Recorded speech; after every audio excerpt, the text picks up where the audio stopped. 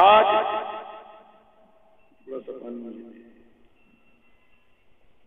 17 رمضان المبارک یہ غزوہ بدر کی تاریخ ہے۔ اسلام کا پہلا مارکہ حق و باطل۔ قرآن مجید میں اس کو اس طرح بیان کیا گیا وَلَقَدْ نَصَرَكُمُ اللَّهُ بِبَدْرٍ، اور البتہ تحقیق ہم نے بدر میں تمہاری مدد فرمائی، وَأَنْتُمْ أَذِلَّةٌ، جبکہ تم بے سر و سامانی کے عالم میں تھے۔ یہ بات ہمیشہ ذہن میں رکھنی چاہیے کہ جنگ یا لڑائی ہمیشہ اپنا مقصد کسی پر مسلط کرنے کے لیے نہیں لڑی جاتی، اپنا نظریہ کسی پر ٹھونسنے کے لیے نہیں لڑی جاتی۔ بعض اوقات یہ لڑائی اس لیے بھی لڑی جاتی ہے کہ اس کے بغیر کوئی چارہ کاری نہیں۔ جیسے سن 65 میں انڈیا نے بلا وجہ پاکستان پر حملہ کیا اور ہمیں اپنے دفاع کے لیے ان سے لڑنا تھا۔ حضور علیہ الصلوۃ والسلام نے اپنی پوری زندگی میں 84 غزوات و سرایا میں حصہ لیا، اور کبھی بھی اللہ کے نبی نے تلوار اٹھانا پسند نہیں فرمایا۔ 84 غزوات و سرایا میں حضور نے حصہ لیا، ان میں 27 کے قریب غزوات تھے۔ غزوہ ان جنگوں کو کہتے ہیں جس میں خود حضور شریک ہوئے، اور سرایا یہ سریہ کی جمع ہے، اور سریہ ان جنگوں کو کہتے ہیں جس میں اللہ کے نبی خود شریک نہیں ہوئے بلکہ کسی کو بطور سپہ سالار اپنی جگہ دیا۔ تو ان 84 غزوات و سرایا میں سے 27 کے قریب غزوات تھے، اور آپ حیران ہوں گے کہ یورپ جو حضور کی تبلیغ بلیغہ کا اس انداز میں رد کرتا ہے کہ اسلام تلوار کے زور پر پھیلا۔ آپ حیران ہوں گے کہ 84 غزوات و سرایا ہوئے کل اسلام کی تاریخ میں، ان میں 27 غزوات تھے جن میں خود حضور شریک ہوئے، اور 9 غزوات صرف ایسے تھے کہ جن میں تلوار چلانے کی نوبت۔ صرف 9 غزوات۔ اللہ کے نبی کی پوری 63 سالہ زندگی کے اندر 9 بار ایسا موقع آیا کہ جب رسول نے تلوار چلائی۔ تو اسی سے آپ اندازہ لگا لیجئے کہ اگر اسلام کی رفتار اسلام تلوار کے زور سے پھیلا ہوتا تو پھر یہ 87 کے 87 غزوات جو تھے اس میں اللہ کے رسول خود شریک ہوتے، اور قتل ہونے والوں کی ایک بہت بڑی تعداد آپ کو ملتی۔ آپ حیران ہوں گے کہ 9 غزوات میں جن میں تلوار چلی اور 27 غزوات جس میں اللہ کے رسول شریک ہوئے، ان تمام غزوات میں نبی کے ہاتھ سے قتل ہونے والے لوگوں کی تعداد صرف ایک آدمی اللہ کے نبی کے ہاتھ سے۔ یہ تعصب ہے جو اسلام کے خلاف یورپ میں پیدا کیا گیا، ایک پروپیگنڈا اسلام کے خلاف یورپ میں پیدا کیا جا رہا ہے کہ یہ جنگجو ہیں، فنڈامنٹلسٹ ہیں، بنیاد پرست ہیں، ٹیررسٹ ہیں، یہ دہشت گرد ہیں، اور یہ تلوار سے اور بم سے اور بارود سے کس کو کھلونے سمجھتے ہیں اور بے گناہ لوگوں کو مار دیتے۔ اس تعصب کی اگر اینک کو پٹی کو اتار کر دیکھا جائے تو خود بخود یہ واضح ہو جائے گا کہ اسلام ہرگز تلوار سے نہیں پھیلا بلکہ اللہ کے نبی کے بہترین انداز گفتار تکلم سے پھیلا۔ چنانچہ ہم نے بات کر دی ہے اسلام کے پہلے غزوہ پر، غزوہ بدر کے اوپر۔ یہ چونکہ بدر کے مقام پر لڑا گیا اس لیے اس کا نام غزوہ بدر ہے، اور اس کی بھی ابتدا اللہ کے نبی نے نہیں کی، یہ ابتدا بھی دشمن کی طرف سے تھی۔ اس کا اندازہ اس سے لگا سکتے ہیں کہ اگر یہ جنگ کرنے کے لیے خود حضور نکلے ہوتے تو پھر یہ مکہ کے قریب لڑی جاتی۔ یہ غزوہ مدینے کے قریب لڑا گیا، خود مکہ کا لشکر مدینے کی طرف جنگ کرنے کے لیے آیا۔ اس جنگ میں بھی حضور راضی نہیں تھے، اور یہ غزوہ اللہ کے نبی جنگ کے یا غزوے کے ارادے سے نہیں نکلے تھے اسباب یہ تھے کہ جب مسلمانوں پر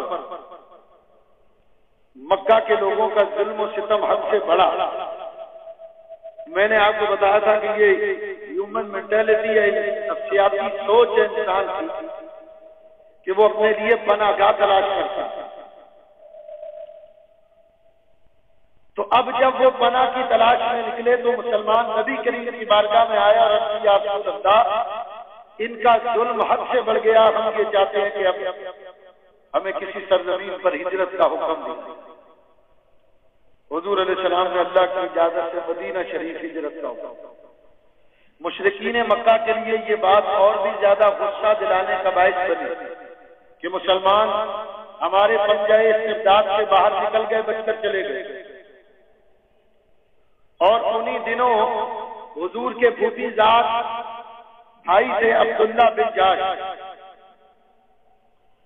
مکہ اور مدینے کے درمیان ایک مقام ہے مر الزہران، یہاں عرب کا ایک سردار تھا مکہ کا، عمر ابن الحضرمی، اس کی حضرت عبداللہ بن جاش سے کچھ لڑائی ہوئی اور وہ سردار مارا گیا۔ اس کا نتیجہ یہ نکلا کہ جب اس کے مرنے کی خبر مکہ مکرمہ آئی تو لوگ مشتعل ہو گئے اور یہ کہنے لگے کہ مسلمانوں کا اتنا حوصلہ بڑھ گیا کہ اب وہ ہمارے لوگوں کو قتل کرنے لگے، تو اب اس کا انتقام اور بدلہ لیں۔ چنانچہ جو مکہ کا تھنک ٹینک تھا وہ سب جوڑ کر بیٹھ گئے اور انہوں نے ایک منصوبہ بنایا، یہ طے کیا کہ ابو سفیان کی سرکردگی میں ایک لشکر مال تجارت کا ملک شام بھیجا جائے، وہ وہاں پر تجارت کرے اور اس تجارت کے نفع سے ہم مال خرید کر مکہ لا کر بیچیں اور دونوں اطراف کی تجارت سے جو نفع حاصل ہو اس سے ہتھیار خرید کر مسلمانوں کے خلاف فیصلہ کن جنگ۔ چنانچہ یہ طے ہو گیا، 50,000 مالیت کا وہ قافلہ تھا، اس کو موجودہ کرنسی میں پاکستانی کرنسی میں کنورٹ کریں تو تقریباً کروڑوں روپے بن جاتے، 30-40 کروڑ روپے بنتا۔ اتنی بڑی مالیت کا تجارتی قافلہ اس سے پہلے مکہ کی تاریخ میں کبھی نہیں نکلا۔ اس سے ہی اندازہ لگا لو کہ ان کے عزائم کیسے تھے، وہ ایک بڑی جنگ کی تیاری کر رہے تھے۔ 50 نوجوان جو سامانے حرب سے لیس تھے اور فن سپاہگری سے آشنا تھے، اسے قافلے کی حفاظت پر مامور کرتے۔ قافلہ روانہ ہو، جب ابو سفیان ملک شام چلے گئے اور ملک شام سے واپسی کا قصد کیا تو اللہ تعالیٰ نے جبریل کو حضور علیہ السلام کی بارگاہ میں بھیجا اور عرض کیا رسول اللہ فرماتا کہ اگر آپ جلدی کریں تو یہ جو قافلہ مال لے کر ملک شام سے واپس آ رہا ہے اللہ تعالیٰ یہ آپ کو عطا فرمائے، یہ مسلمانوں کی تقویت کا باعث بن جائے، اس میں ہتھیار ہوں گے اور دیگر سامان۔ حضور علیہ السلام اجلت میں نکلے، اجلت سے مراد یہ کہ اس حکم پر فوری تعمیر کرتے ہوئے اللہ کے نبی نے اور چلتے چلتے حضور علیہ السلام مقام روحہ پر تشریف لائے۔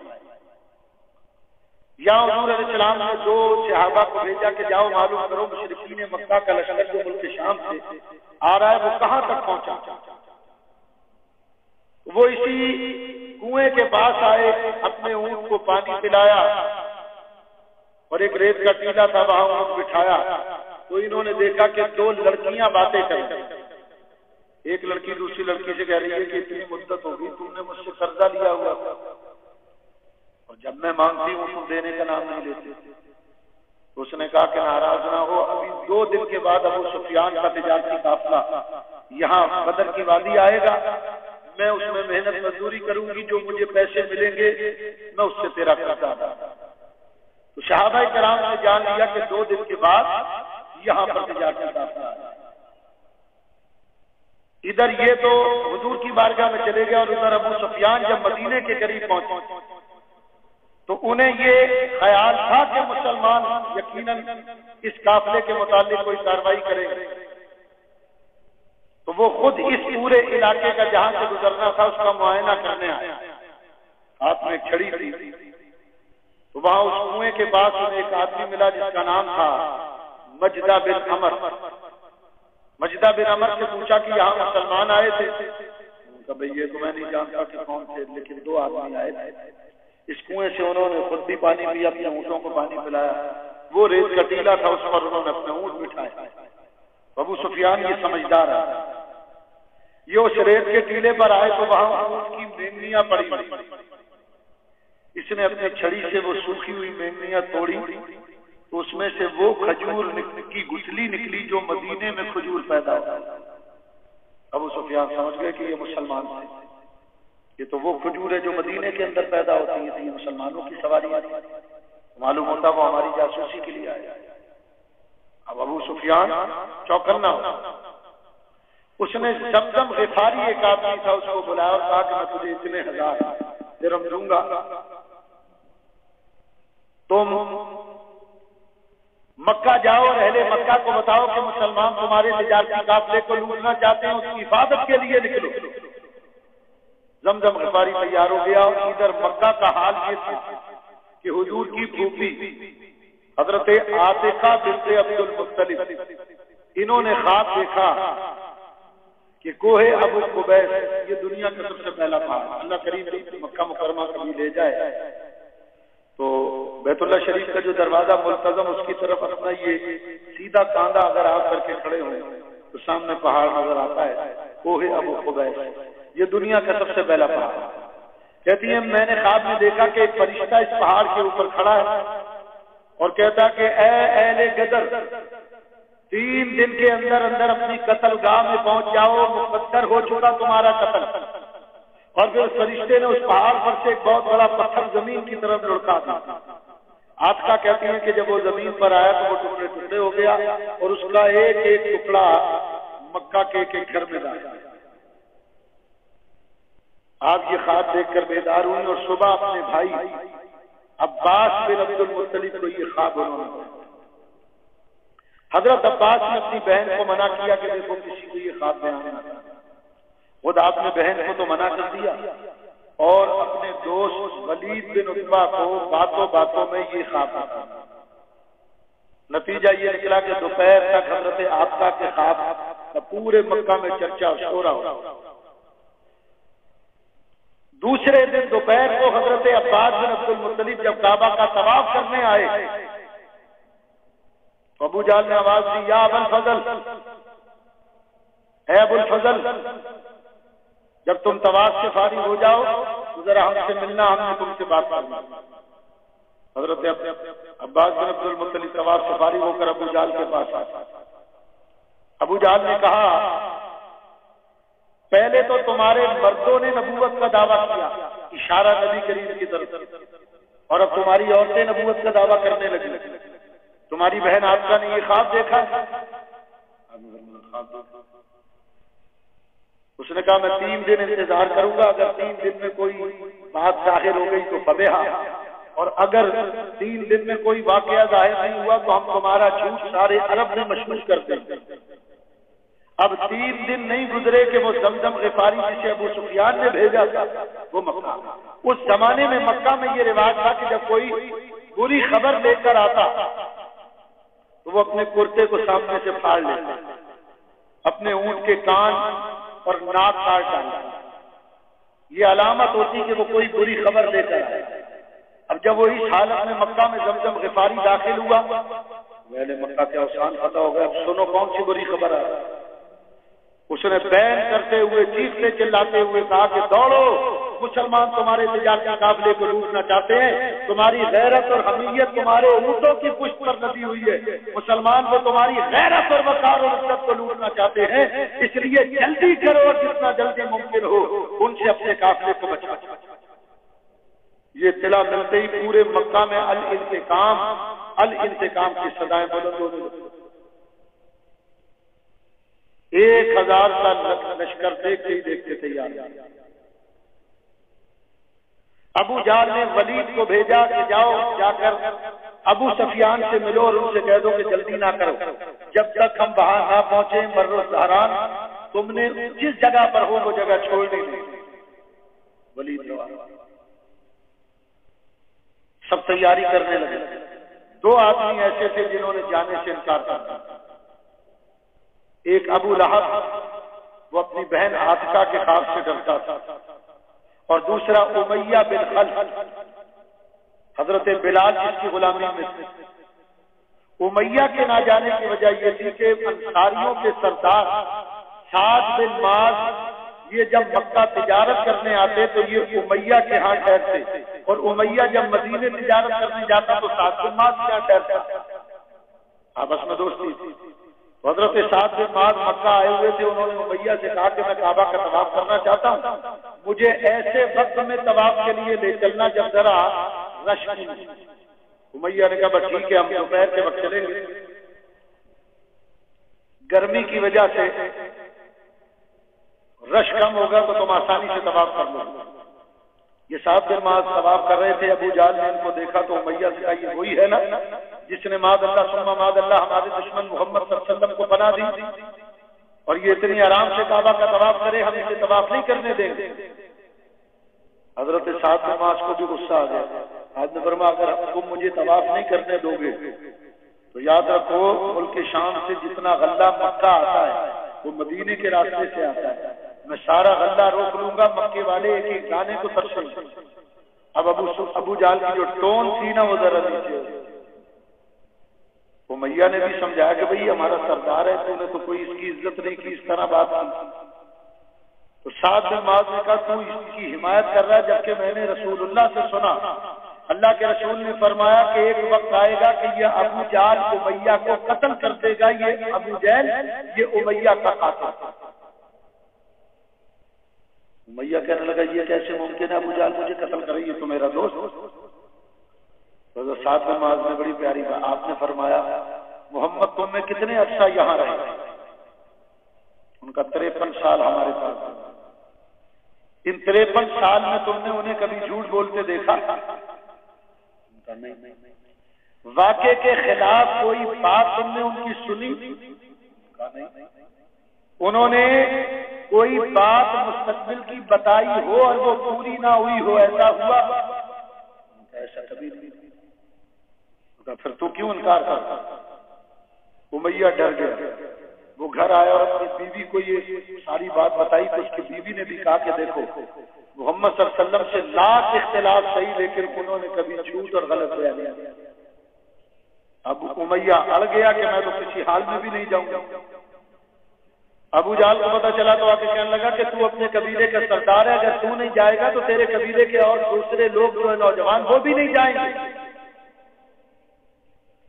ابو جہل نے کہا یوں کرو کہ تیز رفتار گھوڑا میں تیرے ساتھ کر دیتا ہوں، تو جنگ میں چل اور جس جگہ تجھے خطرہ محسوس ہو وہاں سے گھوڑے پر بیٹھ کر تم واپس مکہ آ جاؤ۔ کہنے لگا ہاں یہ صورت۔ حقیقت یہ تھی کہ وہ ابو جہل کے بہکاوے میں آ گیا اور اس جنگ میں شریک ہوا اور مارا۔ اب یہ لشکر یہاں سے روانہ ہوا۔ حضور علیہ السلام نے آپ کو پہلے بتا چکا کہ اللہ کے نبی جنگ کے ارادے سے نہیں نکلے تھے مدینے سے، حضور تو تجارتی قافلے کے لیے نکلے تھے۔ حدیث کے الفاظ ہیں انما یرید ایرا قریش او کما قال، اللہ کے نبی تو قریش کے قافلے کے ارادے سے نکلے تھے۔ اب ادھر نبی پاک علیہ الصلوۃ والسلام مدینے سے باہر تشریف لائے، روحہ کے مقام پر حضور موجود ہیں۔ ابو سفیان سے ولید کی ملاقات ہوئی تو ولید نے یہ کہا کہ میں ابو جہل کا پیغام لایا ہوں کہ تم یہ جگہ نہ چھوڑنا۔ اس نے کہا کہ اب مجھے لگتا ہے کہ قافلہ محفوظ ہو گیا، لہذا اب میں واپس مکہ جا رہا ہوں، تم جا کے ابو جہل سے کہہ دو کہ لڑائی کی کوئی ضرورت نہیں۔ ولید نے کہا یہ سارا انتظام تیرے کہنے پر کیا گیا تھا اور اب تو جلدی کرتا، اگر تو یہاں ٹھہر جائے تو معاذ اللہ مسلمانوں کو کچے انڈوں کی طرح پی سکتے۔ نے کہا کہ بس جو میں نے کہا وہ جا کر ابو جہل سے کہہ دیا۔ تو ولید نے کہا کہ تیرا وقار کہاں گیا؟ کہ میرا وقار دیکھنا تو یہ میرے اونٹ ہے نا، ان کی پیٹوں پر یہ مکہ کا وقار لگا۔ اب جنگ کا کی کوئی صورت نہیں تھی، لیکن چونکہ یہ مکہ کے بیوقوف سردار نکل چکے تھے، 1000 کا لشکر لے کر اور سامان حرب جنگ کا جو سامان، اس میں 200 گھوڑے، 70 اونٹ اور ہر سپاہی کے پاس لڑائی کا سامان موجود، آلات طرب، آلات موسیقی، گانے والی بجانے والی عورتیں، اور 20 اونٹوں پر انہوں نے شراب لادی ہوئی۔ ابو جہل کہتا تھا کہ اس جنگ میں ہارنے کا تو سوال ہی پیدا نہیں ہوگا، ہم یہ جنگ لڑیں گے، جیتیں گے اور 3 دن یہاں شراب و شباب کی محفل قائم کریں گے۔ ادھر حضور علیہ الصلوۃ والسلام نے صحابہ کو حکم دیا کہ لشکر کی گنتی کی جائے۔ جب گنتی کی گئی تو مسلمانوں کی تعداد نکلی 313، آنے والا دشمن 1000 کی تعداد، 313 کی تعداد میں حضور علیہ الصلوۃ والسلام صحابہ کی مختصر جمعیت کے ساتھ، اور لڑائی کا سامان، جنگ کے آلات کیا تھے؟ 2 گھوڑے تھے، 6 زریں تھیں اور 8 تلواریں پورے لشکر سے، 8 تلواریں، 313 میں سے 8 تلواریں۔ بعد کے بعد نیزے تھے، لیکن ان نیزوں کی جو انی تھی، جو لوگ تھی، وہ بھی بڑی ہوئی، ناکارہ نہیں تھی۔ تیر و کمان تھے تو ان کے پھل، تیر کے آگے جو نوک لگتی اس کو پھل کہتے ہیں، وہ بھی بیکار تھا۔ بعد کے بعد صرف ڈنڈے تھے محض۔ ظاہر ہے جنگ کے ارادے سے تو نہیں نکلے تھے نا، قریش کے قافلے کے ارادے سے نکلے تھے، اس لیے تیاری نہیں۔ اب یہ قسم پرسی کا عالم تھا۔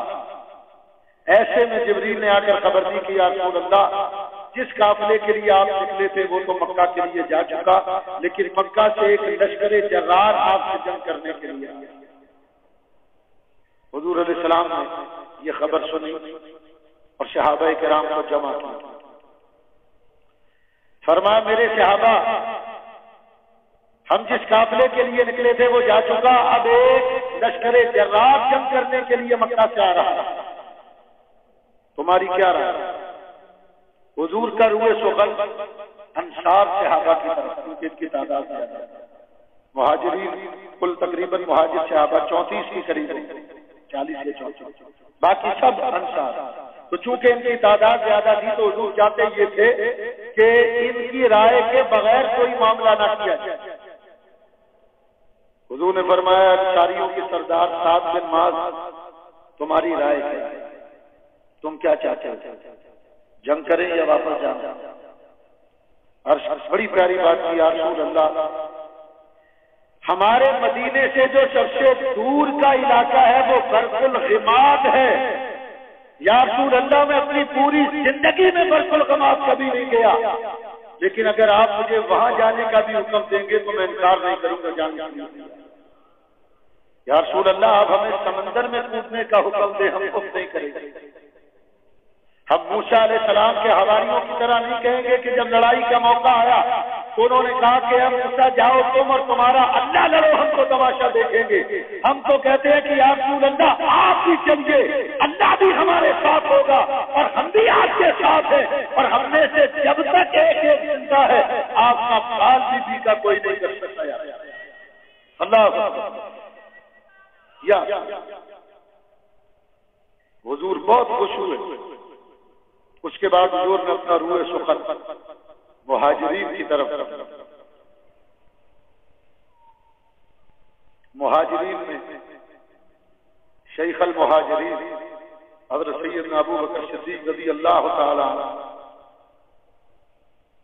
حضرت سیدنا فاروق اعظم، حضور نے ان دونوں سے پوچھا اے ابو بکر اے عمر، اب ہم تم سے پوچھنا چاہتے ہیں، تم مہاجروں کی نمائندگی کر رہے تھے، یہ انصار کی نمائندگی کر رہے تھے، تم مہاجروں کی نمائندگی، بتاؤ تم کیا چاہتے ہو، جنگ کریں یا واپس جائیں؟ ہماری جوانیاں قربان حضرت ابو بکر صدیق۔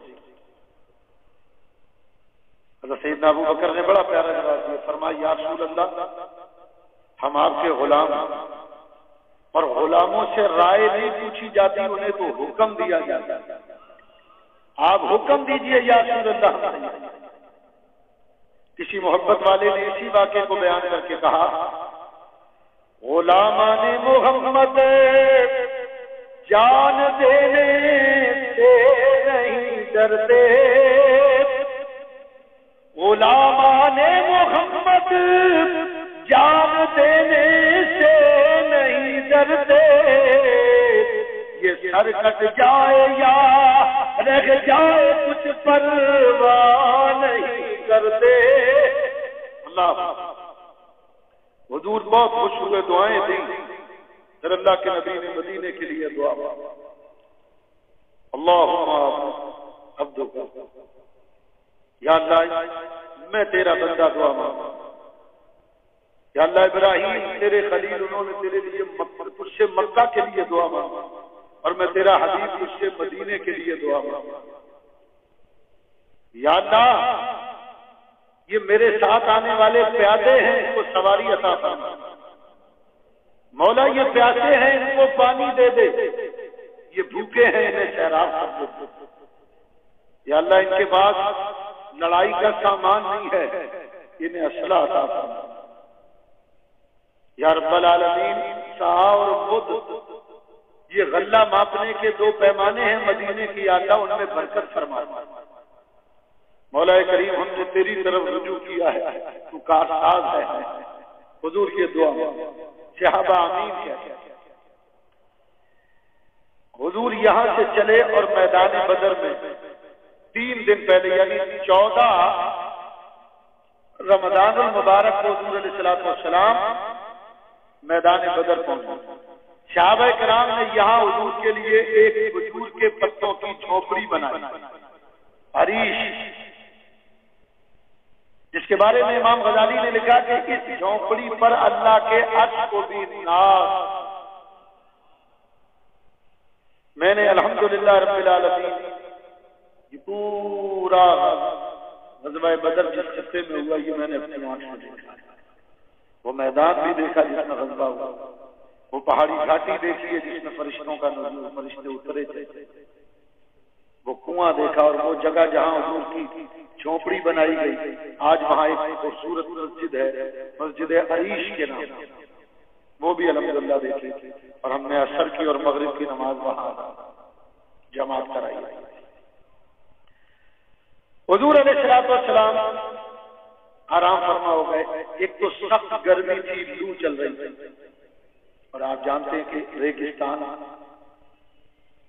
دن کے وقت ریگستان کی ریت گرم ہوتی ہے اور تپش نکلتی ہے اور پانی پر مشرکین مکہ کا قبضہ تھا صحابہ کرام کا شدت پیار سے برا حال یہ تھا کہ ان کے ہونٹوں پر سفید پپڑیاں جم چکی تھی اور زبان کے ارد گرد لعاب نہیں تھا کہ جس کو وہ اپنے ہونٹوں پر تھے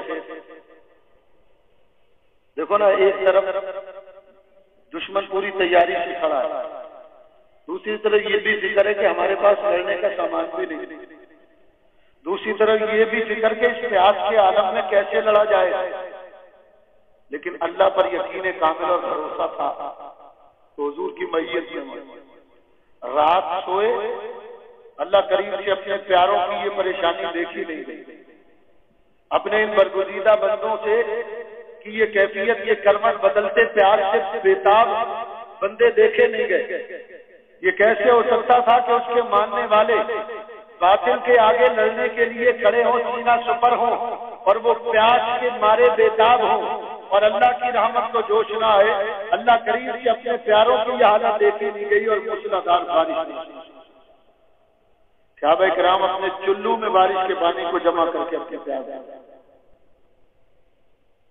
انہوں نے جلدی جلدی گڑھے کھودے اور وہ بارش کا پانی گڑھوں میں جمع اسٹاک کر دیا فجر کی نماز پڑھی آج 16 رمضان المبارک صحیح مسلم شریف حضرت سیدنا انس بن مالک رضی اللہ تعالیٰ عنہ فرماتے حضور علیہ السلام باہر نکلے اور میدان بدر کا معائنہ کر رہے ہیں بدر کا معائنہ کرتے ہوئے ہاتھ میں چھڑی اور حضور زمین پر نشان لگا رہے ہیں فرما رہے کل جب لڑائی ہوگی تو اس جگہ پر ابو جہل آ کر مرے گا، یہاں پر عتبہ مرے گا، یہاں شیبہ مرے گا، یہاں ولید مرے گا، یہاں ابو البختری مرے گا، یہاں امیہ مرے گا۔ حدیث کے الفاظ ہیں فما ماتا موت ید رسول اللہ صلی اللہ علیہ وسلم، اللہ کے نبی نے حضرت انس فرماتے ہیں کہ جس کافر کے لیے حضور نے جس جس جگہ نشان لگایا، فرماتے ہیں خدا کی قسم جب دوسرے دن لڑائی ہوئی تو وہ کافر اسی جگہ پر آتا، ایک انچ کا بھی فرق نہیں تھا۔ یہاں دیوبندی اور وہابی یہ کہہ دیتے ہیں کہ نبی کو تو علم ہی نہیں ہے کون کہاں مرے، نبی کو تو یہ بھی پتا نہیں کل کیا ہوگا، مولوی کو خبر ہے کہ کیا ہوگا، نبی کو خبر نہیں ہے کہ کیا ہوگا۔ مولوی کا اتنا علم ہے وہ یہ جانتا کہ نبی کو علم نہیں ہے۔ اب یہ صحیح مسلم کی حدیث میں نے آپ کے سامنے پڑھی، اگر نبی کو آئندہ آنے والے کل کا علم نہیں ہوتا تو کیسے حضور نے فرما دیا کہ یہاں جنگ جب ہوگی تو کل فلاں آ کر مرے گا، اور کیسے وہ بات پوری ہو گئی اگر حضور کو علم نہیں تھا؟ سوچنا چاہیے یا نہیں سوچنا چاہیے؟ صحیح مسلم کی حدیث سے درایت اور روایت کے اعتبار سے بالکل صحیح ہے۔ تو حضور یہ جانتے ہیں کہ کل کیا ہوگا، یہ بتا دیا نا کہ کل یہاں یہ لوگ آ کر مریں گے، اور یہ بھی جانتے ہیں کہ کون کہاں مرے گا، اس جگہ کا تعین بھی حضور نے۔ مشکات شریف کے اندر حدیث مبارک ہے کہ خیبر کے موقع پر حضور علیہ السلام مصروف ہیں دشمن سے برسر پیکار، تو خیبر کی لڑائی کے اندر سارا دن لڑائی ہوتی رہی، قموس نامی ایک قلعہ تھا وہ فتح نہیں، دوسرا دن لڑائی ہوئی قلعہ فتح نہیں، تیسرے دن حضور نے فرمایا کل ہم جھنڈا ایسے آدمی کو دیں گے کہ جس کے ہاتھ پر اللہ کل قلعہ فتح فرما دے گا، کل ہمیں فتح ہو جائے گا۔ نبی کو علم نہیں تھا تو کیسے بتا رہا؟ اور فرمایا وہ آدمی اللہ اور اس کے رسول سے محبت کرتا ہے، اللہ اور اس کا رسول اس سے محبت کرتا ہے۔ دوسرا دن ہوا فجر کے وقت حضور فرما رہے ہیں این علی ابن ابی طالب، علی ابن ابی طالب کہاں ہیں؟ صحابہ کرام حضرت علی کو سہارا دے کر لائے، اس وقت آپ کی آنکھیں دکھنے آئی، حضور نے اپنا لعاب ذہن آنکھوں میں لگایا تو اللہ نے شفا عطا کی۔ حضور نے جھنڈا دیا جاؤ اللہ تمہارے ہاتھ پر قلعہ فتح فرمائے۔ حضرت علی آئے اور آ کر قلعہ قموس کے قریب ایک ریت کا ٹیلا تھا، اس پر جھنڈا گاڑ دیا، تو قلعے کی دیوار پر ایک یہودی پہرا دے رہا، اس نے پوچھا جھنڈا گاڑنے والے تیرا نام کیا ہے؟ آپ نے فرمایا میرا نام علی المرتضیٰ ہے۔ اس نے قلعے میں چھلانگ لگائی اور اعلان کرتا ہوا دوڑا قلعے والوں ہوشیار ہو جاؤ، آج یہ قلعہ ضرور فتح ہوگا، اس لیے کہ ہماری قدیم کتابوں میں یہ لکھا ہے کہ جس کے ہاتھ یہ قلعہ فتح ہوگا اس کا نام علی المرتضیٰ ہوگا۔ وہ جس نے فتح کرنا وہ آ گیا ہوگا۔ اب اندازہ لگا کہ صدی سے بھی معلوم ہوا کہ حضور جانتے ہیں کل کیا ہوا۔ اب رات حضور علیہ الصلوۃ والسلام نے بدر میں گزاری، ساری رات حضور کی اس چوپڑی کا حضرت ابو بکر پہرا دے رہے، صحابہ سو رہے، حضرت ابو بکر پہرا دے رہے، قوم سوتی اور قوم کے محافظ جاگتے، جس قوم کے محافظ سو جائیں اس قوم کا اللہ ہی حافظ ہے۔ حضرت ابو بکر صدیق پہرا دے رہے حضور، اور حضور ساری رات اللہ سے دعائیں مانگے۔ صحیح بخاری میں جو الفاظ آئے دعا کے وہ اللہم ان تہلک هذه العصابۃ من اہل الاسلام لا توبۃ فی الارض، یا اللہ یہ مٹھی بھر مسلمان جو آج تیرے دین کی سربلندی کے لیے یہاں جمع ہوئے، اگر ان کو باطل نے ہلاک کر دیا تو مولا قیامت تک تیرا نام لینے والا پھر کوئی نہیں۔ فجر کی اذان میدان بدر میں ہو رہی ہے اور صحابہ کرام حضور کی میت میں فجر کی نماز ادا کر رہے ہیں۔ نماز کے بعد حضور دعا مانگ رہے ہیں تو حضور کے کاندھے مبارک سے حضور کی چادر نیچے گر گئی، اور ابو بکر سے نہ رہا گیا، جلدی سے آئے اور وہ چادر اٹھا کر حضور علیہ الصلوۃ والسلام کے کاندھے پر ڈالا۔ یا رسول اللہ آپ کیوں کبیدہ خاطر ہوتے؟ اللہ نے فتح کا وعدہ کیا، اللہ ضرور اس کو پورا کرے۔ حضور مصلی سے اٹھے، شاعر اسلام حفیظ جالندری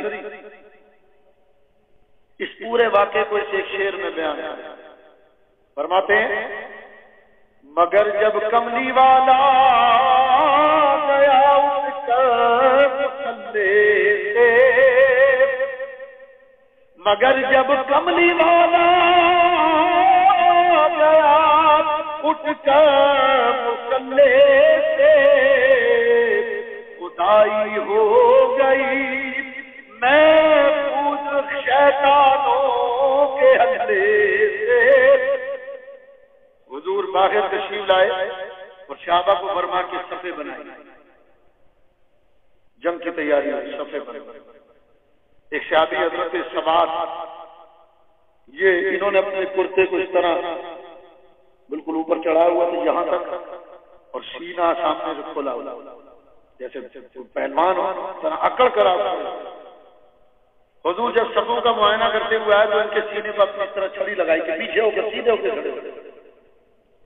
یہ فرما کر حضور عریش کے پاس کھڑے ہوئے، جھونپڑی کے پاس، تو انہوں نے اس طرح ہاتھ، حضور فرما کیا بات ہے یا رسول اللہ، آپ نے مجھے چھڑی ماری ہے، مجھے اس کا بدلہ چاہیے۔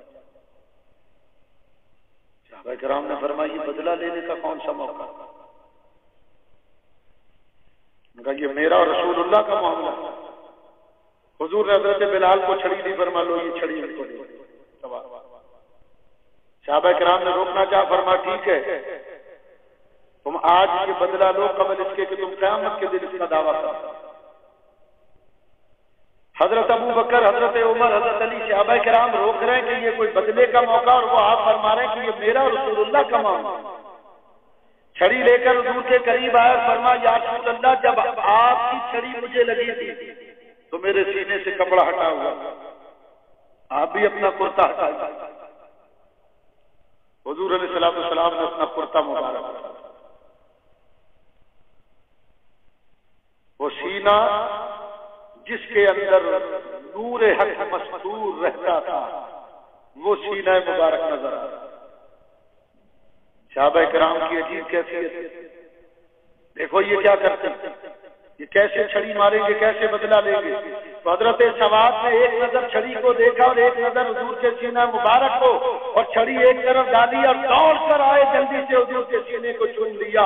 فرمایا یا رسول اللہ میری مجال کیا کہ میں آپ سے بدلہ لوں، یا رسول اللہ میں جانتا ہوں کہ جنگ ہوگی اور اس میں میں کامیاب ہو جاؤں گا، میں نے تو آپ کے جسم کو چومنے کا بہانہ تلاش کیا تھا، آج آپ کے جسم کو چوم جاؤں گا تو اللہ مجھ پر دوزخ کی آگ کو بھی حرام۔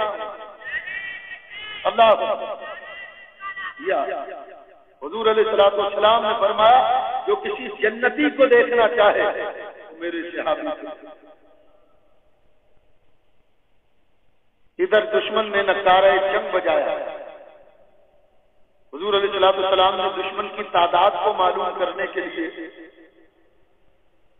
حضرت علی المرتضیٰ رضی اللہ تعالی عنہ اور حضرت سیدنا سعد بن ابی وقاص رضی اللہ تعالی عنہ ان کو بھیجا کہ یہ معلوم کر کے آؤ کہ دشمن کی تعداد ہے۔ جب یہ قریب بدر پہنچے تو وہاں انہیں دو آدمی ملے جو کنویں سے پانی بھر رہے تھے۔ حضرت علی نے پوچھا تم قریش کے جاسوس ہو؟ انہوں نے کہا نہیں، ہم تو قریش کے شکی پانی پلانے۔ انہوں نے کہا نہیں تم جھوٹ بولتے ہو۔ حضرت علی نے مارنا شروع کیا، مارتے ہوئے حضور کی بارگاہ میں لائے۔ حضور علیہ السلام کوئی نفل نماز پڑھ رہے تھے، اللہ کے نبی نے ایک رکعت پر سلام پھیر دی اور فرما علی جب تک یہ سچ بولتے رہے تو تم انہیں مارتے رہے، اور جب اس نے جھوٹ بولا تو تم نے انہیں چھوڑ دی۔ یہ جاسوس نہیں ہے قریش کے شکی، یہ بتاؤ کہ تمہاری تعداد کتنی؟ انہوں نے کہا یا رسول اللہ ہم یہ تو نہیں جانتے کہ ہماری تعداد ہے۔ حضور فرما اچھا یہ بتاؤ کہ تم روزانہ کھانے کے لیے کتنے اونٹ ذبح کرتے ہیں؟ انہوں نے کہا ایک دن 9 اونٹ ذبح کرتے ہیں اور دوسرے دن 10 اونٹ ذبح کرتے ہیں۔ حضور علیہ السلام نے فرمایا اس کا مطلب یہ کہ تمہاری تعداد 950 سے 1000 کے درمیان ہے، کیونکہ ایک اونٹ 100 آدمیوں کے لیے کافی ہے۔ اس طرح سے لشکر کی تعداد کا اندازہ ہوتا ہے۔ مشرکین مکہ کی طرف سے ولید، عتبہ اور شیبہ یہ تینوں رشتہ دار تھے۔ شیبہ یہ عتبہ کا بھائی تھا، اور ولید کا باپ. انہوں نے آ کر مبارک طلب کیا. حل میں مبارک ہمارے مقابلے میں ہے کوئی آنے والا تو آئے. حضور علیہ السلام نے انصار صحابہ کرام کو بھیجا تو انہوں نے انکار کر دیا. انہوں نے کہا معاذ اللہ ثم معاذ اللہ مدینے کے چرواہوں سے لڑنے نہیں آئے. اے محمد صلی اللہ علیہ وسلم ہمارے وہ بہادر جو آپ نے ہم سے چھینے ہیں وہ ہمارے مقابلے میں. حضور علیہ السلام نے اپنے چچا سید الشہداء حضرت حمزہ بن عبد المطلب کو اشارہ فرمایا آپ جائیے ان کے مقابلے. اے علی آپ جائیے ان کے مقابلے میں. ابو عبیدہ آپ جائیے ان کے مقابلے. شاعر کہتا ہے ادھر سے میر حمزہ ابو عبیدہ مرتضی نکلے. ادھر سے میر حمزہ ابو عبیدہ مرتضی نکلے. لگاتے نعرے تکبیر سب شیر خدا نکلے. حضرت حمزہ آئے خطبہ فرمایا جوڑ برابر کا ہے. آپ نے نعرہ بلند کیا اللہ اکبر لا الہ الا اللہ. فرمایا عتبہ آؤ. فرمایا عتبہ تو مجھے جانتا ہے کہ جب میں مکہ مکرمہ کے ریگستانوں میں اپنے قبیلے کے نوجوانوں کو تلوار چلانا سکھاتا تھا تو تو اور تیرے باپ کھڑے ہو کر ہماری تلوار چلانا دیکھا کرتے. اب آج ایک بار پھر موقع ملا ہم تلوار چلانا. اب دشمن سامنے. عتبہ نے حضرت حمزہ پر وار کیا. میں نے صرف جزئیات بیان کرنی کلیت واقعہ پورا بیان کرنا. حضرت حمزہ کے پہلے حملے میں عتبہ واصل جہنم کیا. شاعر نے اس منظر کشی ایک ہی بار میں عتبہ کا کام کیا. وہ جتنا زیادہ شور کر رہا تھا وہ کہتے ہیں نا جو جتنا گرجتا وہ برستا نہیں. تو وہ جتنا زیادہ عتبہ میں شور تھا اتنی جلدی وہ مارا گیا. تو شاعر نے کہا یہ تیغ حمزہ تھی تیغ کہتے تلوار. یہ تیغ حمزہ تھی دعوے تھے جس کو خاص ساری کے. یہ تیغ حمزہ تھی دعوے تھے جس کو خاص ساری کے. زمین پر آ رہی کر کے تو ٹکڑے جسم ناری کے. حضرت علی کرم اللہ تعالی وجہ الکریم کا مقابلہ ہوا. ولید اب نے فرمایا ولید او محمد مصطفیٰ کے شیر کا بن جاتا. ولید نے پے در پے آپ پر حملے کیے. حضرت علی نے آپ کے ہاتھ میں جو تلوار تھی مورخین نے اس کا نام بیان کیا ذوالفقار. حضرت علامہ امام جلال الدین سیوطی نے خصائص کبریٰ کے اندر لکھا میدان بدر میں حضرت علی کے ہاتھ جب یہ تلوار چلتی تو غیب سے آواز آتی لا فتح الا علی لا سیف الا ذوالفقار. علی جیسا جوان کوئی نہیں ذوالفقار جیسی تلوار کوئی نہیں. مرحبا ہے اس ہاتھ کے لیے یہ تلوار. اس تلوار کے دو نوکے تھے. آپ نے ولید کی تلوار اپنی دو نوکوں میں تلوار کی نوک میں پھنسایا اور اس طرح جھٹکا دیا تو وہ تلوار درمیان. ولید اپنی تلوار کو دیکھنے لگا. میرے مولا نے موقع کو ضائع نہیں کیا. ایسا بھرپور وار کیا کہ ولید کا بھی کام کام. شیبہ کا مقابلہ ابو عبیدہ سے ہوا. اس نے دھوکے سے آپ کی پنڈلی پر وار کیا جس سے ہڈی کٹ گئی اور ہڈی کے اندر جو مغز ہوتا ہے گودا وہ نکل گیا. قریب تھا کہ یہ حضرت ابو عبیدہ کو شہید کرتا. حضرت حمزہ اور حضرت علی نے شیبہ کا کام تمام. اب ان کے 3 سردار مارے گئے. دشمن کا لشکر خوفزدہ. ابو جہل کہنے لگا کہ ہمارے یہ تینوں سردار اپنی بزدلی کی وجہ سے مارے گئے. دیکھو اب دو بدو لڑائی نہیں ہوگی, اب تو گھمسان کا رنگ پڑے گا. یکبارگی میں آگے بڑھ کر حملہ کرو. تمہیں لات اور عزا کی قسم ہے مسلمان بار بار جس جنت کا نام لیتے ہیں آگے بڑھو اور ان کو اسی جنت کے اندر پہنچا. اس نے مشتعل کرنے والے انداز میں جب یہ بات کی تو نتیجہ یہ نکلا کہ وہ ایموشنل جذبات میں آئے اور بیک بارگی میں حملے کے لیے آگے. جب یہ حملے کے لیے آگے بڑھے حضرت علی المرتضیٰ فرماتے ہیں کہ میں کنویں کے پاس کھڑا تھا. ایک روایت کے مطابق میں نے دیکھا آسمان سے ایک سیاہ رنگ کا کمبل آیا. وہ کمبل جب زمین سے لگا کہتے میں نے غور سے دیکھا تو وہ چھوٹی چھوٹی سیاہ رنگ کی چونٹیاں تھیں جو سارے میدان بدر میں پھیل گئے. علماء فرماتے ہیں وہ چونٹیاں نہیں تھیں بلکہ اللہ کے فرشتے تھے جو مسلمانوں کی مدد کے لیے. حضرت علی فرماتے ہیں کہ ایک زبردست آندھی آئی, میں نے اپنی آنکھوں پر ہاتھ رکھ لیا. آپ فرماتے ہیں جب وہ آندھی فرو ہوئی تو دیکھا جبریل 1000 فرشتہ کے ساتھ میدان بدر میں نہ. حضرت علی فرماتے ہیں دوسری آندھی آئی, پھر فرشتہ آیا میکائیل 1000 فرشتوں کے ساتھ. پھر تیسری آندھی آئی, اس میں اسرافیل 1000 فرشتوں کے ساتھ. عرض کی یا رسول اللہ, ہم اللہ کے حکم سے آئے ہیں اور اللہ کا حکم ہے کہ ہم آپ کے ساتھ مل کر آپ کے دشمنوں سے جنگ کریں. قومت آج پہنچی. بعض صحابہ کرام گھبرائے ہوئے آئے, عرض کی یا رسول اللہ ہمیں اطلاع ملی ہے مشرکین مکہ کی امداد اور مکہ سے آ رہی ہے. حضور علیہ السلام نے فرمایا میرے صحابہ پریشان نہ ہو, اگر ان کی امداد فرق سے آ رہی ہے تو تمہاری امداد حق سے آ رہی ہے. 5000 قرآن بتاتا یمددکم ربکم ب5000 من الملائکۃ مصوبین. اللہ فرماتا ہم نے 5000 فرشتوں کے ساتھ اپنے حبیب کی مدد کی. یہ مدد آپ پہنچی. حضور علیہ السلام نے زمین سے مٹی لی, اس پر اسم اعظم جو حضور کا اسم اعظم ہے یا حی یا قیوم برحمتک استغیث, حضور نے یہ پڑھ کر ہاتھ بلند کیا اور فرمایا شاہت الوجوہ بگڑ گئے چہرے, شاہت الوجوہ بگڑ گئے چہرے, شاہت الوجوہ بگڑ گئے چہرے.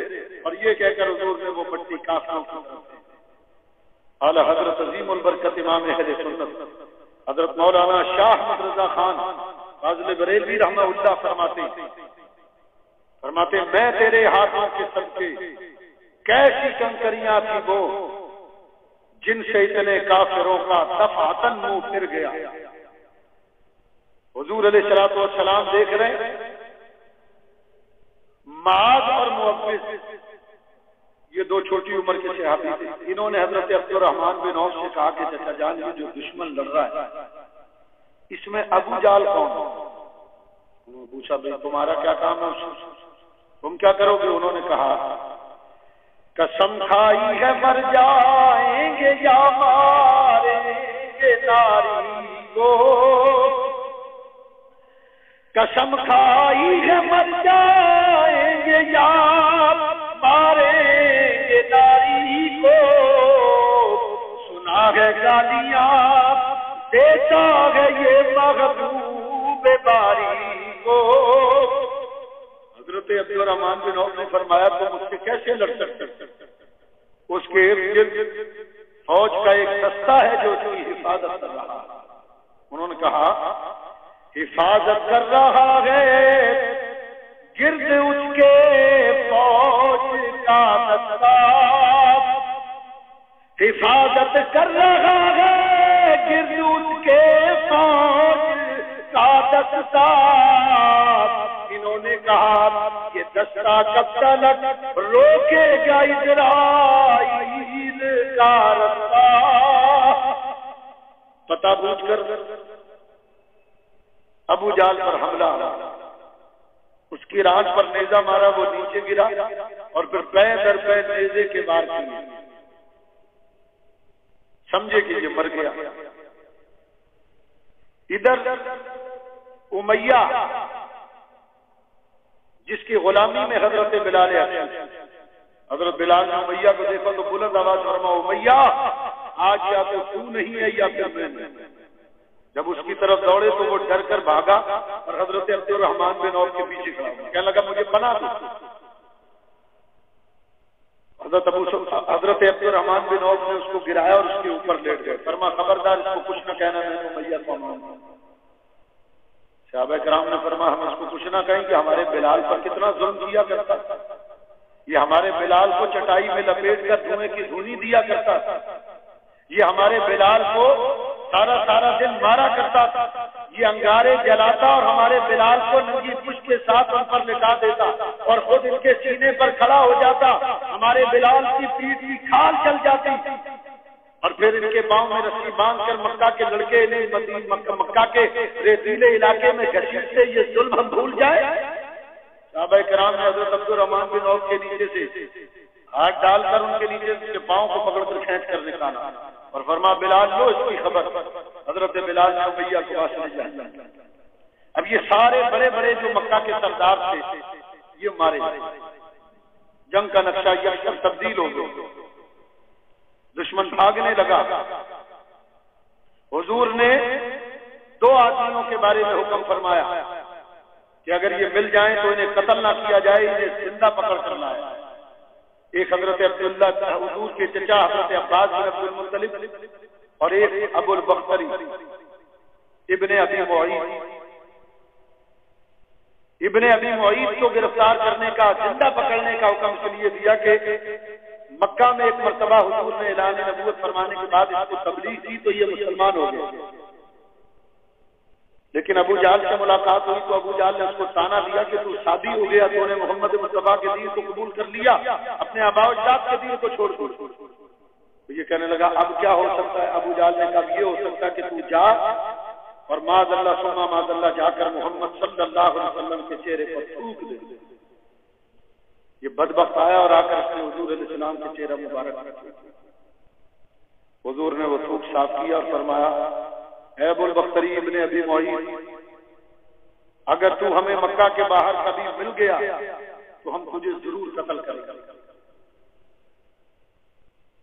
میں اپنی بات کر رہا ہوں، اپنی تحقیق کے مطابق یہ بات کر رہا ہوں، میری معلومات کے مطابق اللہ کے نبی نے اپنی پوری زندگی میں کبھی کسی کے لیے اتنا سخت جملہ استعمال نہیں کیا جتنا ابن ابی معیط کے لیے استعمال کیا۔ جب صحابہ اس کو زندہ پکڑ کر لائے تو حضور نے فرمایا اس کو ایک نیزہ دیا گیا، ایک نیزہ حضور نے لیا اور ایک حضور نے فرمایا آؤ ہم سے لڑو۔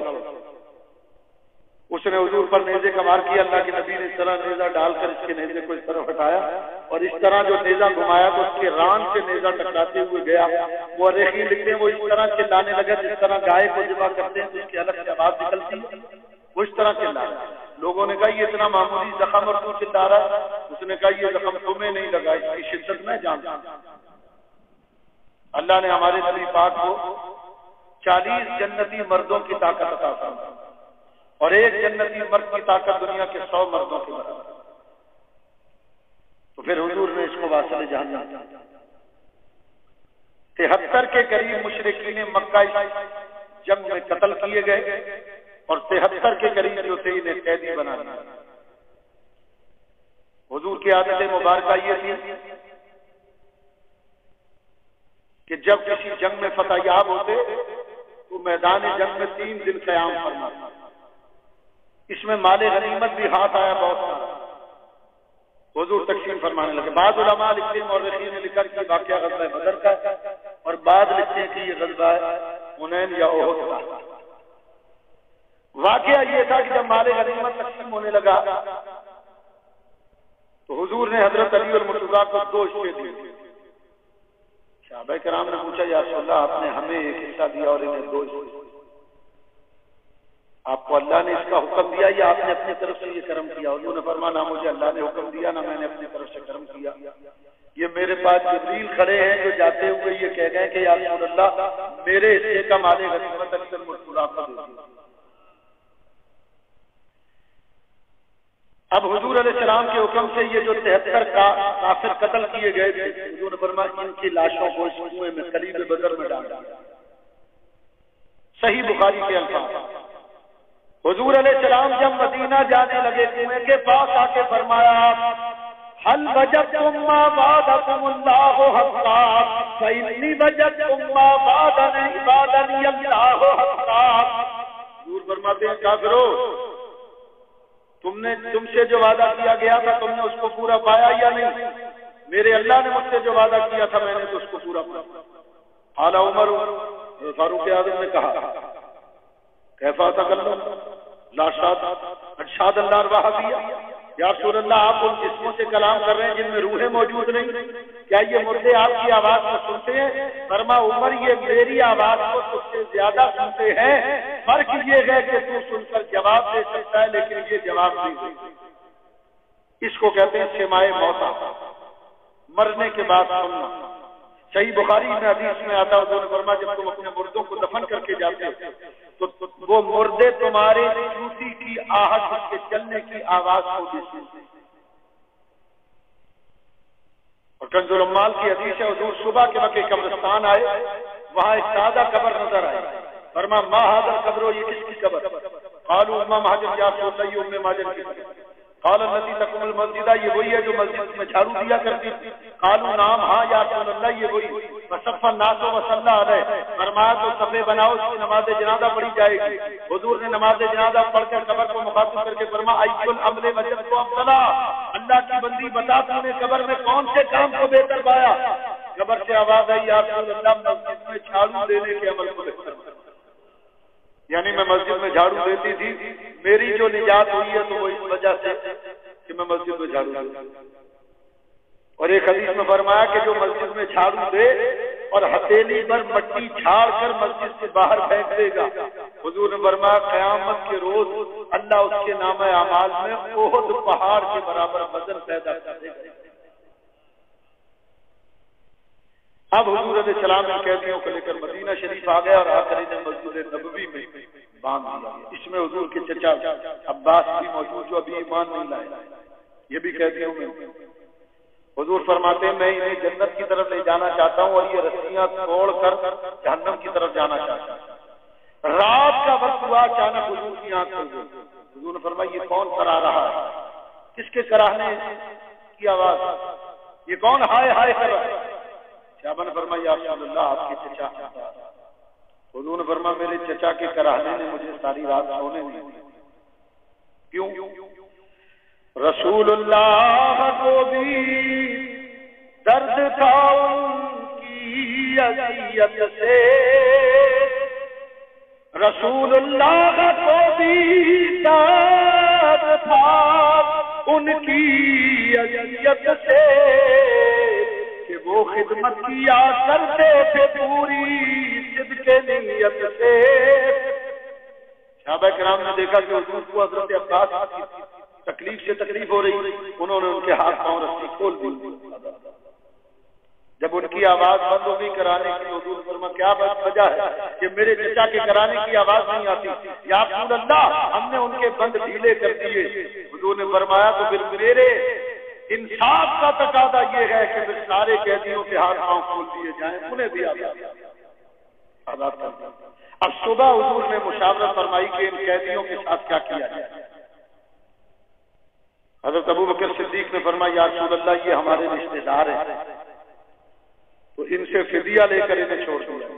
فرمایا حضور ان قیدیوں نے جنگ پر احسان فرمائے، حضور ان قیدیوں نے جنگ پر احسان فرمائے، کہ شاید بعد ان میں سے کبھی مان لے آئے۔ حضور نے فرمایا عمر تمہاری کیا رائے؟ حضرت عمر نے عرض کی مناسب ہے کہ مسلم دین پر ہر چیز کو وارے، کہ ہر شخص اپنے رشتے دار کو خود ہاتھ سے مارے۔ یا رسول اللہ میری رائے یہ ہے میرے رشتے داروں کو میرے حوالے کیا جائے، حمزہ کے رشتے داروں کو حمزہ کے حوالے کیا جائے، علی کے رشتے داروں کو علی کے حوالے کیا جائے۔ آج ہم اپنی تلواروں سے ان کی گردنیں اڑا دیں اور یہ ثابت کر دیں کہ جس کا آپ سے کوئی رشتہ نہیں اس سے ہماری بھی کوئی رشتے داری نہیں۔ یا رسول اللہ جو آپ کا نہیں ہے وہ ہمارا ہے۔ حضور نے حضرت ابو بکر کی رائے کو پسند کیا اور فدیے کا حکم جاری کیا۔ اب جب فدیہ لیا جانے لگا تو حضور کے چچا حضرت عباس کی بھی باری آئی، صحابہ نے فرمایا آپ بھی فدیہ ادا کریں۔ جب یہ مکہ سے چلے تھے تو انہوں نے تھوڑا سا سونا اپنی بیوی ام فضل کو دیا تھا اور کہا تھا کہ یہ سونا اپنے پاس رکھنا، اگر میں جنگ میں مارا گیا تو میرے بال بچوں کے کام آئے گا، کسی کو بتانا۔ تو عباس کہتے ہیں میرے اور میری بیوی کے علاوہ تیسرا وہاں کوئی نہیں تھا جب میں نے سونا۔ اب جب ان سے مطالبہ ہوا کہ بھائی فدیہ ادا کرو تو ان کا میرے پاس کچھ بھی نہیں۔ صحابہ نے حضور کی بارگاہ میں حضور تشریف لائے، فرمایا چچا اپنا بھی فدیہ دو، عقیل بن ابو طالب کا بھی فدیہ دو، اپنے غلام نوفل کا بھی فدیہ دو۔ ان کا کیا یہ اچھا لگے گا کہ لوگ کہیں محمد صلی اللہ علیہ وسلم کے چچا مدینے میں بھیک مانگ رہے ہیں، میرے پاس تو کچھ نہیں۔ حضور نے فرمایا چچا وہ جو مکہ سے چلتے وقت میری چچی کو سونا دیا تھا نا، وہ لا کر اس نے اپنا فدیہ دیا۔ آپ کو کیسے پتا چلا یا فرمایا اخبرنی ربی، میرے رب نے مجھے۔ یہ سن کر حضرت عباس پر راشا ہوا تاری کہ پیغمبر تو رکھتا ہے دلوں کی بے خبرداری۔ خیال آیا مسلمان نیک و بد پہچان جاتے ہیں، محمد آدمی کے دل کی باتیں جان جاتے ہیں۔ حضرت عباس نے حضور کا یہ معجزہ دیکھا، حضور کی بارگاہ میں آئے اور پڑھ لیا لا الہ الا اللہ محمد۔ یہ غزوہ بدر تھا کہ پھر بعد میں اس کے ایسے دور نتائج مرتب ہوئے کہ اسی غزوہ کی وجہ سے آنے والے سالوں میں، آنے والے غزوات میں مسلمانوں کی سمت کا تعین کر دیا، اور اس غزوہ نے یہ بتا دیا کہ اگر تمہارے پاس افرادی قوت نہ ہو، اسلحہ نہ ہو، لیکن اللہ اور اس کے رسول پر یقین کامل ہو، اللہ پر کامل توکل اور بھروسہ ہو، تو اللہ تعالیٰ تمہاری مدد فرمائے گا باوجود اس کے کہ تمہارے پاس اسلحہ نہ ہو۔ اقبال کہتے ہیں کہ آج بھی اگر مسلمان اپنا تعلق اللہ سے جوڑ لے تو آج بھی قطار اندر قطار فرشتے مدد کو آنے کے لیے تیار ہیں۔ وجہ کیا ہے کہ ہمارا تعلق اللہ سے مضبوط ہونا ہے۔ اللہ تبارک و تعالیٰ سے تعلق اگر مضبوط ہو جائے، یقین کامل ہو جائے۔ چنانچہ آپ دیکھ لیجئے اسلام کی پوری ہسٹری اور تاریخ اٹھا کر دیکھ لو، کون سا غزوہ ہے جس میں مسلمان دشمن سے زیادہ تعداد ہے؟ غزوہ بدر میں 313، اگینسٹ میں جو دشمن تھا وہ 1000 کی تعداد۔ غزوہ احد میں مسلمان 700 ساڑھے 700 کی تعداد میں، آنے والا دشمن 3000 کی تعداد۔ اور حضرت خالد بن ولید حضور کے وصال کے بعد حضرت عمر کے دور میں حضرت خالد بن ولید، سیرت ابن ہشام اگر دیکھو اٹھا کر، اس میں لکھا ہوا ہے کہ جو عیسائیوں سے مارکا ہوا تھا 1,00,000 عیسائی اور 3000 مسلمان، جنگ یمامہ حضرت ابو بکر کے دور کے اندر ہوئی، اس میں 60,000 کافر اور 13,000 مسلمان۔ غزوہ حنین کی تعداد 4,000، دشمن 8,000 سے زیادہ کی تعداد۔ بتانا چاہیے کہ کون سا غزوہ، ان 84 غزواتوں سے آیا تو دیکھو ان میں ہمیشہ مسلمانوں کی تعداد کم کر رہی، لیکن چونکہ اللہ پر یقین کامل اور بھروسہ تھا تو بندہ مومن اللہ پر یقین اور بھروسہ، اس لیے اس غزوات میں اللہ اور قرآن کہہ رہا ہے، اللہ فرماتا کم من فیۃ قلیلۃ غلبت فیۃ کثیرۃ باذن اللہ۔ اللہ فرماتا بہت سے قلیل گروہ ایسے ہیں جنہوں نے اللہ تبارک و تعالیٰ کے اذن اور اجازت سے کثیر جماعتوں پر فتح پائی ہے۔ تو یہ قرآن نے فیصلہ کیا، قرآن نے بتایا کہ وہ قلیل گروہ تھے، اللہ کی اذن اور اجازت سے کثیر جماعتوں پر فتح یاب ہو۔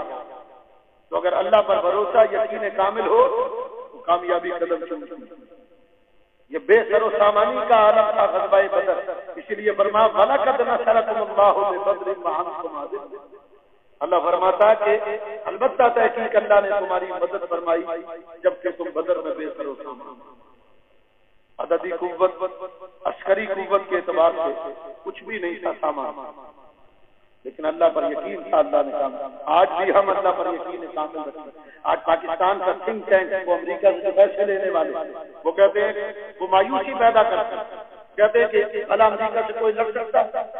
ڈرون ٹیکنالوجی ان کے پاس، آواز سے تیز چلنے والے جہاز، روشنی سے تیز اڑنے والے جہاز ان کے پاس، کروز میزائل ان کے پاس موجود، اسکٹ میزائل، اور دنیا کا جدید ترین جناب والا ان کے پاس لڑائی کا سامان موجود ہے. کون لڑ سکتا ہے؟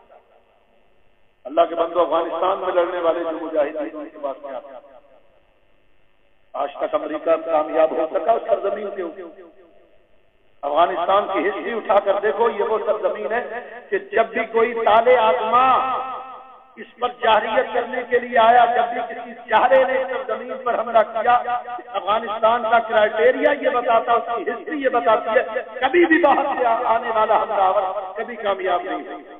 روس کا کیا حشر ہوا آپ کے سامنے، اور امریکہ کا کیا حشر ہو رہا. یہ افغانستان امریکیوں کا قبرستان بن رہا. تو اگر مسلمانوں کا اللہ پر جذبہ کامل ہو جائے تو پھر یہ اصلا دھرا کا دھرا رہ جائے. مولا علی المرتضیٰ کا کیا خوبصورت قول، آپ فرماتے حالت امن میں بھی جنگ کی تیاری ہے.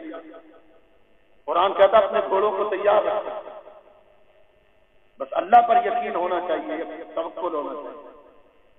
خانہ کعبہ کو ابرہہ گرانے کے لیے آیا تھا تو کتنی فوج تھی مکہ والوں کے پاس؟ کون آیا تھا کعبہ بچانے کے لیے؟ حضرت عبد المطلب تو ابرہہ حبال اشرم سے کہہ رہے تھے کہ تمہاری لشکریوں نے میرے اونٹ پکڑ لیے. وہ کہتا میں کعبہ گرانے آیا ہوں، تمہیں اپنے اونٹ کی فکر. تو حضرت عبد المطلب فرماتے ہیں اونٹ میرے ہیں، میں فکر نہیں کروں گا تو کون کرے گا؟ کعبہ اللہ کا ہے، اللہ کعبہ کی فکر کرے گا. اور پھر اللہ نے کس ذریعے سے مدد فرمائی؟ الم تر کیف فعل ربک باصحاب الفیل. حبیب کیا تم نے نہیں دیکھا؟ یہ استفہام انکاری جو دلالت کرتا کہ تم نے دیکھا. تمہارے رب نے ہاتھی والوں کے ساتھ کیا سلوک کیا؟ یہ ابابیل. قاضی ثناء اللہ باری پتی تفسیر مدری کے اندر لکھ رہے ہیں کہ ابابیلوں کے بعد تین کنکریاں، 2 پنجوں میں اور 1 منہ میں، اور ہر کنکری پر اس دشمن کا نام لکھا جس پر اس نے گرنا. یہ اسلحہ انہیں اللہ نے پرووائڈ کیا. تو اللہ حفاظت کرنا آئے تو ایک معمولی سے پرندے ابابیل سے اپنے گھر کی حفاظت کرنا. آج ہمیں اس جذبے کی ضرورت ہے کہ ہم اللہ پر یقین کامل رکھیں، ہر معاملے میں توکل اللہ کی طرف. توکل کی تعریف یہی ہے، ظاہری اسباب کو بروئے کار لا کر پھر اللہ پر نتیجہ چھوڑ دیں. حدیث شریف میں آتا مدینے میں مسجد نبوی میں ایک آدمی بدو داخل ہوا، اس نے اپنے اونٹ کو مسجد کے دروازے پر چھوڑا اور حضور کی بارگاہ میں آیا. حضور نے فرمایا جاؤ اس کا پاؤں باندھو. یا رسول اللہ میں نے اللہ پر توکل کیا. حضور نے فرمایا یہ توکل نہیں. توکل یہ کہ ظاہری عبادت کے جو اسباب ہیں وہ بروئے کار لاؤ، پھر نتیجہ اللہ پر. تو ہمیں اللہ تعالیٰ پر توکل اختیار کرنا چاہیے ہر کامیابی قدم کے لیے. اللہ تعالیٰ ہمیں غزوہ بدر کو اپنے پیش نظر رکھ کر اپنی زندگی کو تعین کرنے کی اللہ توفیق عطا فرمائے. وآخر دعوانا الحمدللہ تعالی اللهم صل علی ربنا تقبل منا انك انت السميع العليم وتب علينا يا مولانا انك انت التواب الرحيم. ربنا ظلمنا انفسنا وان لم تغفر لنا وترحمنا لنكونن من الخاسرين. الہی انت مقصودنا ورضاك مطلوبنا واعطنا محبت ذاتك ومعرفة. الہی تکون كل المعاصي واخلاص الرجاء والخلاص رزق یا غیاث المستغیث بفضلك يوم يؤخذ من النار. ایک بار سورہ فاتحہ اور 3 بار قل شریف پڑھیے.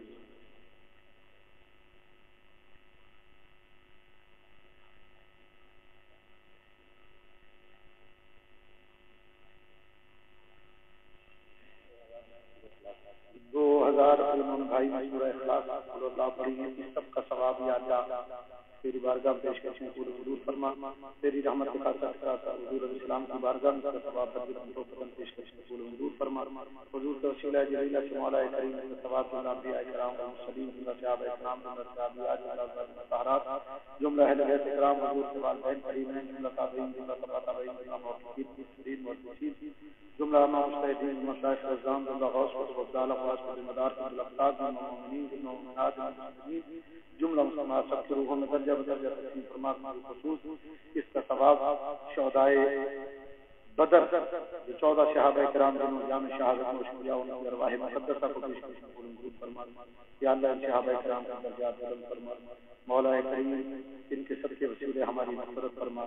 یا رب العالمین پروردگار عالم ہمارے دلوں کی مغفرت فرما، ہمارے دلوں کی مغفرت فرما، وصلی اللہ تعالی علی خیر خلقہ محمد و آلہ وصحبہ اجمعین برحمتہ۔